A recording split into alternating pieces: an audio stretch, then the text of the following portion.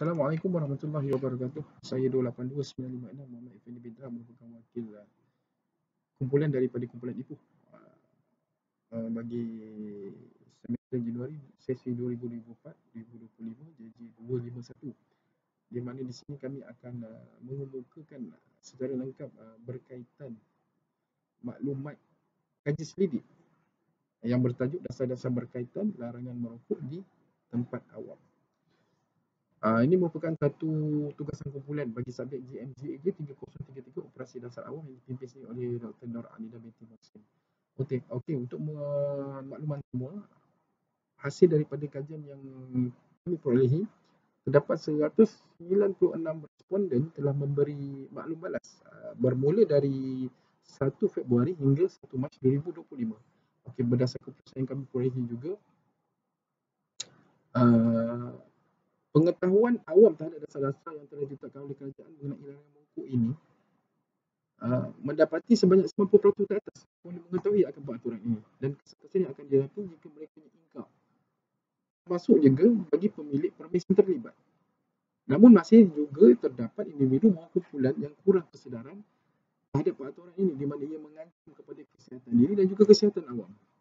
Kerajaan Malaysia juga telah memperuntukkan sebanyak lebih kurang RM32.4 bilion kepada Kementerian Kesihatan Malaysia untuk apa? Meningkatkan penguatkuasaan terhadap larangan merokok ini di tempat awam. Seperti mana rujukan bernama 2020. Namun program ini dilihat kurang mendapat sokongan daripada kalangan perokok tegar. Bukan di kalangan tidak merokok, tapi di kalangan kurang mendapat sokongan daripada kalangan perokok tegar di Malaysia, kerana dia seolah kerajaan menafikan hak mereka sebagai seorang perokok khususnya. Okey, di sini ingin saya bentangkan berkaitan demografi responden yang berkaitan dengan kajian larangan merokok di tempat awam ini. Okey, yang pertama iaitu umur responden, yang kedua tahap pendidikan, dan yang ketiga kawasan tempat tinggal, dan yang keempat pekerjaan semasa, dan seterusnya adalah status merokok. Okey, bagi yang pertama, bagi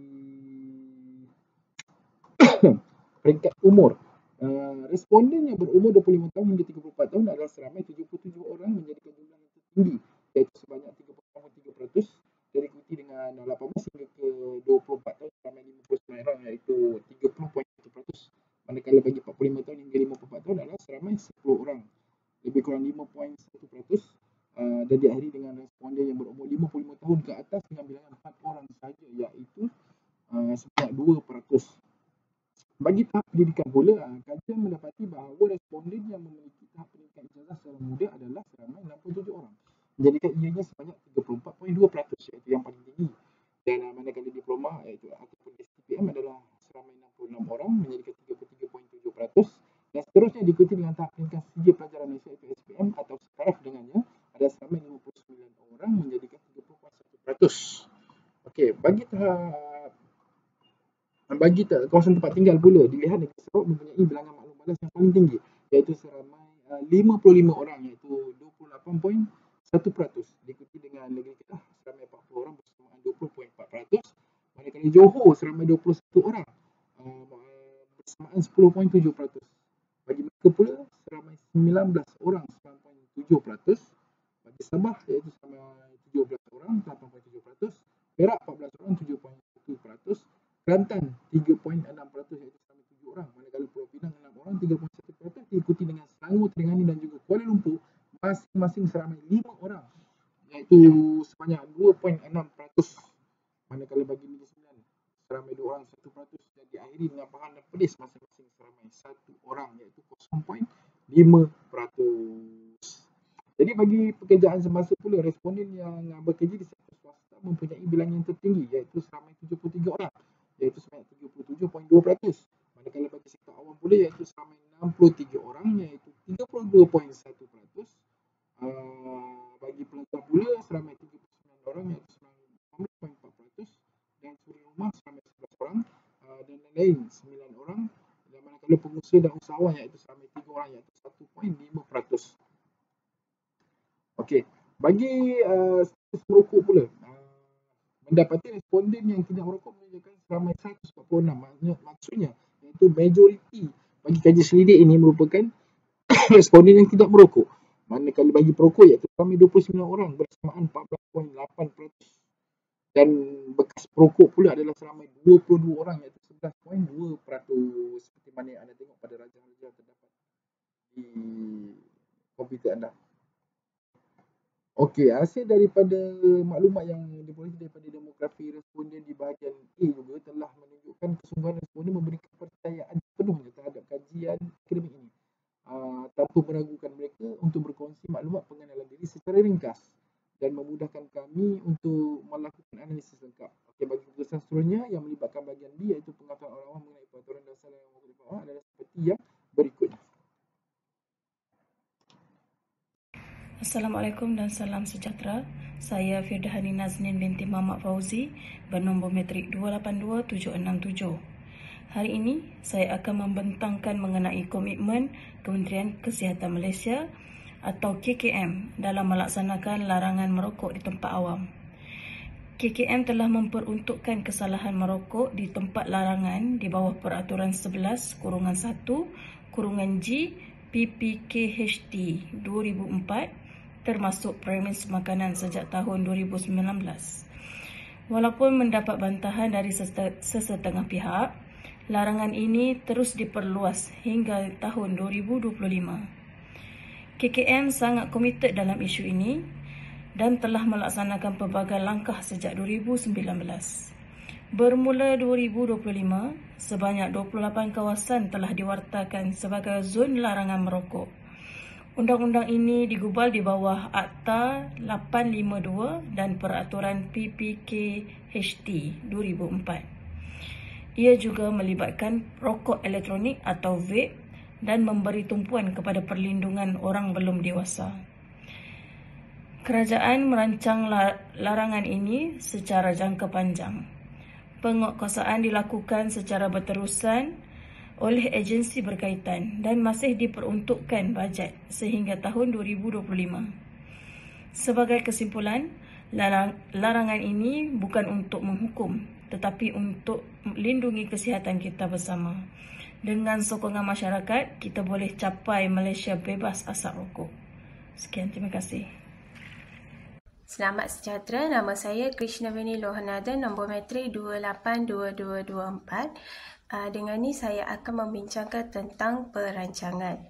Sebelum memulakan kaji selidik, perancangan dan merangka borang kaji selidik telah dilakukan oleh penyelaras subjek GMGA 3033 dengan menyediakan link Google Form yang boleh diakses oleh 5 orang responden yang telah dipilih oleh setiap orang pelajar berdasarkan topik atas, tajuk yang telah disediakan. Kumpulan kami terdiri daripada 4 orang pelajar pengajian jarak jauh yang berpusat di Ipoh Perak telah memilih kaji selidik yang bertajuk Dasar-dasar berkaitan larangan merokok di tempat awam dan menyediakan laporan analisis berdasarkan dapatan kajian yang diperoleh. Borang kaji selidik yang telah disediakan oleh penyelaras terdiri daripada 2 bahagian, iaitu bahagian A dan bahagian B. Bahagian A yang mempunyai soalan khusus berkaitan latar belakang responden agar analisis yang diperolehi tepat dan berasaskan sumber yang sahih, terdiri daripada soalan yang berkaitan jantina, umur, tahap pendidikan, tempat tinggal, pekerjaan dan status merokok. Manakala bahagian B pula merangkumi soalan yang bercorakkan pengetahuan masyarakat tentang dasar yang telah wujud berkaitan larangan merokok ini agar dapat dianalisis oleh para pelajar dengan mendalam dan sejauh mana masyarakat peka dengan keadaan sekeliling. Setelah hasil kaji selidik dikumpulkan dan dibuka kepada semua kumpulan berdasarkan topik yang dipilih untuk melakukan analisis, kami mendapati bahawa hampir 99% responden bersetuju dan mengetahui akan wujudnya Akta Larangan Merokok di Tempat Awam berdasarkan Akta 852, Akta Kawalan Produk Merokok demi Kesihatan Awam 2024 dan telah diperluaskan lagi penguatkuasaannya sehingga tahun 2025. Responden dalam kalangan wanita lebih agresif berbanding lelaki. memberi respon sehingga mencecah 56.3%, iaitu sebanyak 110 orang daripada 196 orang. Selain itu juga, pengetahuan responden terhadap akta ini juga dilihat aktif, di mana mereka begitu peka terhadap kurangnya kesan penguatkuasaan yang wujud terhadap perokok tegar yang masih lagi berlegar-legar menghisap rokok di kawasan awam berdasarkan keputusan responden sebanyak 43%. Analisis pengetahuan masyarakat terhadap dasar-dasar berkaitan larangan merokok di tempat awam. Rata responden yang memberi maklum balas di Raja 8 menunjukkan seramai 194 orang, iaitu sebanyak 99% sememangnya mengetahui bahawa terdapat peraturan larangan merokok di tempat awam yang tidak boleh dinafikan. Manakala 2 orang sahaja yang tidak mengetahui wujudnya peraturan itu menjadikan sebanyak 1%. Keadaan ini menunjukkan kempen yang diwujudkan oleh kerajaan dengan meletakkan tanda larangan berkesan dan mendapat perhatian daripada masyarakat sekeliling. Merokok di tempat awam memberikan kesan kepada perokok orang sekeliling. Dengan ini, dasar larangan ini bertujuan lindungi kesihatan awam dan juga mewujudkan persekitaran yang bersih. Dari segi pengetahuan masyarakat, 80% responden tahu tentang larangan di tempat tertentu, manakala 60% sedar hukuman seperti saman ataupun akan didenda. Selain itu, dari segi isu dan cabaran pula, penguatkuasaan juga tidak kurang berkesan, yang mana masih ada yang tidak stabil dan serius dari segi larangan merokok. Papan tanda larangan tidak mencukupi dan juga cadangan yang diambil adalah tingkatkan kempen kesedaraan, tambah papan tanda larangan di lokasi strategik dan juga penguatkuasaan yang lebih tegas oleh pihak berkuasa. Manakala sokongan dasar ini dapat demi kesejahteraan komuniti dan juga generasi sihat. Nama saya Satishri Analiki M. Silva, nombor metrik 28299. Untuk memperkukuhkan pelaksanaan dasar larangan merokok di tempat awam, kerajaan disarankan mengambil langkah seperti berikut. Pertama, memperluaskan kempen kesedaran. Melaksanakan kempen melalui pelbagai saluran seperti media sosial. Penggunaan platform seperti Facebook, Instagram dan TikTok sangat berkesan kerana ia diguna secara meluas oleh masyarakat, terutamanya golongan muda. Seterusnya, televisyen dan radio perlu siarkan iklan layanan masyarakat yang dapat memberi impak yang besar, terutama kepada golongan dewasa dan warga emas yang lebih cenderung kepada media tradisional. Iklan ini boleh menampilkan mesej-mesej yang menyentuh emosi, testimoni dari bekas perokok yang boleh meningkatkan kesedaran lagi. Ketiga, program komuniti di peringkat akar ubi. Pendekatan bersemuka seperti ceramah, forum, bengkel dan aktiviti kesedaran di sekolah, masjid, dewan orang ramai atau pasar malam yang memberi peluang kepada masyarakat berinteraksi secara langsung. Ia bertujuan untuk menyampaikan maklumat mengenai lokasi larangan merokok serta penjelasan terperinci tentang peraturan dan hukuman bagi individu yang ingkar. Kedua, program pendidikan kesihatan di institusi pendidikan. Memperkenalkan program pendidikan kesihatan secara berkala di sekolah dan di institusi pengajian tinggi untuk memupuk kesedaran mengenai bahaya merokok dan kepentingan mematuhi dasar kesihatan awam sejak usia muda. Program ini dijalankan dalam bentuk ceramah, pameran, pertandingan, poster, esei dan lawatan ke pusat berhenti rokok. Ketiga, memperkukuhkan penguatkuasaan undang-undang. Melatih dan menambah bilangan pegawai penguatkuasa di lokasi tumpuan awam. Penggunaan teknologi seperti kamera litar tertutup CCTV atau aplikasi mudah alih untuk aduan awam dan juga dapat meningkatkan pemantauan tindakan segera. Akhir sekali, kesimpulan. Secara umumnya, ramai yang sudah sedar tentang peraturan ini, terutama selepas penguatkuasaan yang lebih ketat sejak beberapa tahun kebelakangan ini. Kita boleh lihat papan tanda larangan merokok dipasang di banyak tempat seperti restoran, taman permainan, hospital dan sebagainya. Namun begitu, masih ada yang sebilangan masyarakat yang kurang faham secara mendalam. Contohnya, Ramai yang tidak tahu jarak sebenar yang dibenarkan untuk merokok dari kawasan awam ataupun tidak pasti tentang jumlah denda jika peraturan dilanggar. Malah, ada juga beranggapan penguatkuasaan undang-undang ini tidak begitu konsisten. Jadi, walaupun maklumat sudah banyak disebarkan melalui media dan kempen, usaha berterusan masih diperlukan. Pendidikan, kesihatan dan tindakan penguatkuasaan yang lebih tegas, bantu tingkatkan kesedaran serta memupuk rasa tanggungjawab dalam menjaga kualiti udara dan kesihatan awam. Sekian, terima kasih.